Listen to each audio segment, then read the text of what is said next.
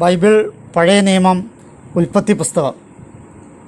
ഉൽപ്പത്തി പുസ്തകം ദൈവമനുഷ്യ ബന്ധത്തിൻ്റെ ചരിത്രത്തിലെ രണ്ട് വ്യത്യസ്ത കാലഘട്ടങ്ങളെ സംക്ഷിപ്തമായി അവതരിപ്പിക്കുകയാണ്. ഈ പുസ്തകമില്ലെങ്കിൽ വിശ്വാസത്തെ തകർക്കാം. എല്ലാ വിശ്വാസങ്ങളുടെയും അടിത്തറ ഈ പുസ്തകത്തിലാണ്.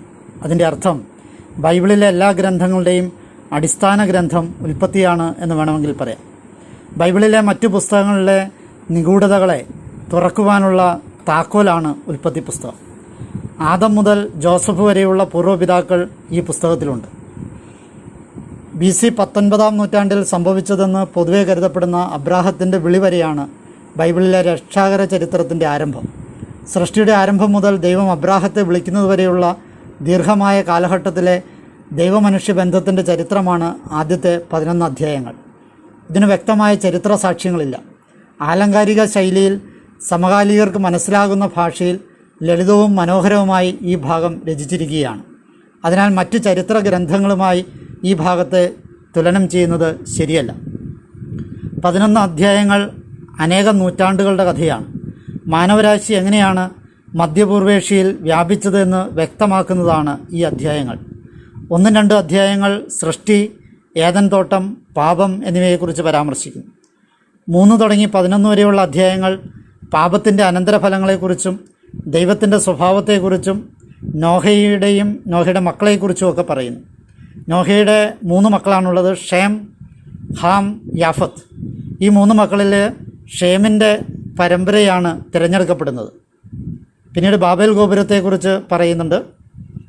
12-ാം അധ്യായം മുതൽ അവതരണ രൂപത്തിൽ മാത്രമല്ല, ദൈവമനുഷ്യ ബന്ധത്തിൻ്റെ ചരിത്രത്തിലും നിർണായകമായ മാറ്റം സംഭവിക്കുന്നു. ദൈവത്തിൻ്റെ സാർവത്രികമായ പരിപാലനത്തിൻ്റെ ചരിത്രത്തിൽ നിന്ന് ദൈവപരിപാലനം മുഴുവൻ കേന്ദ്രീകൃതമായ ഒരു പ്രത്യേക ജനതയുടെ ചരിത്രത്തിലേക്ക് നാം കടക്കുകയാണ്. എന്നാൽ ദൈവം മറ്റു ജനതകളെ ഉപേക്ഷിക്കുകയല്ല, വിശ്വസ്തമായ ഒരു ചെറിയ ഗണത്തിലൂടെ സാർവത്രികമായ ഒരു രക്ഷാപദ്ധതിക്ക് രൂപം കൊടുക്കുകയാണ് ദൈവം ചെയ്യുന്നത്. 12 തുടങ്ങി 36 വരെയുള്ള അധ്യായങ്ങളിൽ നന്മയുള്ള മനുഷ്യനെയും നന്മയില്ലാത്തയാളിനെയും പാരലായിട്ട് അവതരിപ്പിക്കുന്നുണ്ട്. ഉദാഹരണത്തിന് അബ്രാഹത്തിന് നന്മയുള്ള മനുഷ്യനായി, വിപരീതമായി ലോത്തിനെ അവതരിപ്പിക്കുന്നുണ്ട്. ഇസ്ഹാക്കിനെ നന്മയുള്ളവനായിട്ട് അവതരിപ്പിക്കുമ്പോൾ ഇസ്മായിലിനെ അവതരിപ്പിക്കുന്നുണ്ട്. യാക്കോബിനെ അവതരിപ്പിക്കുമ്പോൾ മറുവശത്ത് ഏസാവിനെ അവതരിപ്പിക്കുന്നുണ്ട്. ജോസഫിനെ അവതരിപ്പിക്കുമ്പോൾ സഹോദരങ്ങളെ അവതരിപ്പിക്കുന്നുണ്ട്. അപ്പോൾ അങ്ങനെ നന്മ തിന്മകളുടെ വ്യക്തിത്വങ്ങളെ ഇതിൽ വ്യക്തമാക്കുന്നുണ്ട്. ഉൽപ്പത്തി പുസ്തകം ആരംഭിക്കുന്നത് ആദിയിൽ ദൈവം ഭൂമിയെ സൃഷ്ടിച്ചു എന്നാണ്. അവിടെ മൂലഗ്രന്ഥത്തിൽ ഉപയോഗിച്ചിട്ടുള്ള പദം ഏലോഹിം എന്നുള്ള പദമാണ്. ഏലോഹിം എന്ന പദം പ്ലൂരലാണ്, ബഹുവചനമാണ്. അതിൻ്റെ അർത്ഥം ദൈവം എന്ന സിംഗുലർ അല്ല, ദൈവങ്ങൾ എന്നാണ് ശരിക്ക് നമ്മളതിനെ മനസ്സിലാക്കേണ്ടത്. അതിൻ്റെ അർത്ഥം ഇതാണ്: ആദിയിൽ ദൈവങ്ങൾ ഭൂമിയെ സൃഷ്ടിച്ചു എന്ന് പറയുമ്പോൾ ത്രിത്വിക ദൈവസങ്കല്പം ഇലോഹിം എന്ന വാക്കിൽ ഉണ്ട് എന്ന് നമ്മൾ മനസ്സിലാക്കണം. അതുപോലെ തന്നെ അവിടെ ദൈവത്തിൻ്റെ ചൈതന്യം നടന്നതായിട്ട് നമ്മൾ കാണുന്നുണ്ട്. അതിൻ്റെ അർത്ഥം അവിടെ ആ ദൈവത്തിൻ്റെ ചൈതന്യം എന്ന് പറയുന്നത് ആത്മാവാണ്, പരിശുദ്ധാത്മാവാണ് എന്ന് നമ്മൾ മനസ്സിലാക്കണം. അതുപോലെ തന്നെ യോഹന്നാൻ്റെ സുവിശേഷത്തിൽ ആദിയിൽ വചനമുണ്ടായിരുന്നു, വചനം ദൈവത്തോടു കൂടിയായിരുന്നു എന്ന് പുത്രനായ യേശുവിനെക്കുറിച്ച് പറയുന്നുണ്ട്. അവിടെ ഉൽപ്പത്തി പുസ്തകത്തിൽ ദൈവം വചനം കൊണ്ടാണ് എല്ലാം സൃഷ്ടിക്കുന്നത്. അരുൾ ചെയ്തു എന്നാണ് പറയുക. അപ്പോൾ വചനം കൊണ്ട് സൃഷ്ടിക്കുമ്പോൾ അതിൻ്റെ അർത്ഥം ആ ഉൽപ്പത്തിയിൽ തന്നെ പുത്രനുണ്ട് എന്നുള്ളതാണ്. അതുപോലെ തന്നെ ജോസഫിൻ്റെ കഥകളിൽ യേശുവിനെ കാണാൻ പറ്റും. ജോസഫ് നിഴലും യേശു പൊരുളുമാണ് എന്ന് വേണം നമ്മൾ മനസ്സിലാക്കാനായിട്ട്.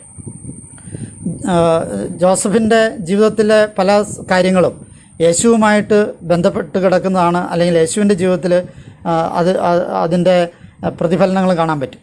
ജോസഫ് പിതാവിൻ്റെ പ്രിയപ്പെട്ട പുത്രനായിരുന്നു. യേശു പിതാവിൻ്റെ പ്രിയപ്പെട്ട മകനാണ്.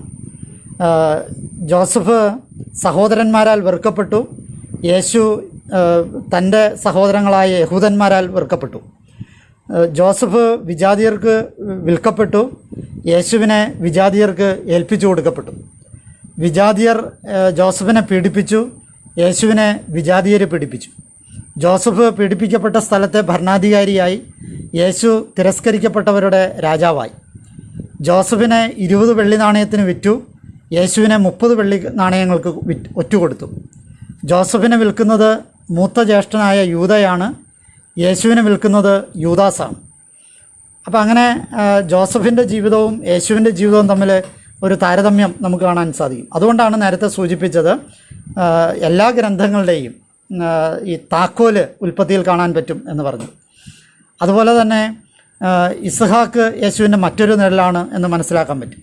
മോറിയ മലയുടെ മുകളിൽ ബലിയർപ്പിക്കപ്പെടുന്നയാളാണ് ഇസ്ഹാക്ക്.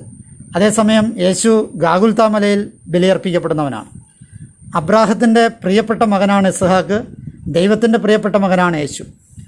പുത്രത്വ അനുഭവത്തിലൂടെ മാത്രം ജീവിച്ച ആളാണ് ഇസ്ഹാക്ക്. ഇസ്ഹാക്ക് കാര്യമായിട്ടൊന്നും ചെയ്തതായിട്ടോ അല്ലെങ്കിൽ വലിയ കാര്യങ്ങൾ ചെയ്തതായിട്ടോ ഒന്നും ബൈബിളിൽ കാണുന്നില്ല. പക്ഷേ ഇസ്ഹാക്ക് ജീവിച്ചത് ഈ അബ്രാഹത്തിൻ്റെ പുത്രൻ എന്ന ക്രെഡിബിലിറ്റിയിലാണ്.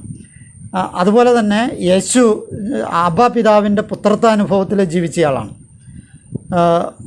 അതുപോലെ തന്നെ ഇസ്ഹാക്ക് ബലിയർപ്പിക്കാൻ പോയത് മോറിയ മലയാണ്. അതേസമയം ഈശോയെ ബലിയർപ്പിച്ചത് ഗാഗുൽത്താ മലയിലാണ്. ഒരർത്ഥത്തിൽ ഭൂമിശാസ്ത്രപരമായിട്ട് നോക്കുമ്പോൾ മോറിയ മലയുടെ മറ്റൊരു വശമാണ് ഗാഗുൽത്താ മല എന്ന് നമുക്ക് കാണാൻ സാധിക്കും. അതുപോലെ തന്നെ പഴയ നിയമത്തിൽ കാണുന്ന ഈ ഉൽപ്പത്തി പുസ്തകത്തിൽ കാണുന്ന മെൽക്കിസദേക്ക് അത് യേശുവിൻ്റെ ഒരു നിഴലാണ്. കാരണം മെൽക്കിസദേക്കിൻ്റെ പൗരോഹിത്യം ആണ് വരിക. ആ മെൽക്കിസദേക്കിൻ്റെ ക്രമപ്രകാരം എന്നേക്കും പുരോഹിതനായത് യേശുവാണ്. അതുപോലെ തന്നെ യാക്കോബിൻ്റെ ഗോവണി എന്ന് വിശേഷിപ്പിക്കുന്നത് യേശുവിൻ്റെ കുരിശിൻ്റെ പ്രതിരൂപമാണ് എന്ന് നമുക്ക് കാണാൻ സാധിക്കും. അതിൻ്റെ അർത്ഥം ഉൽപ്പത്തി പുസ്തകം ആഴത്തിൽ പഠിക്കുമ്പോൾ നമ്മൾ എത്തിച്ചേരുന്നത് യേശുവിലാണ് എന്ന് വ്യക്തം.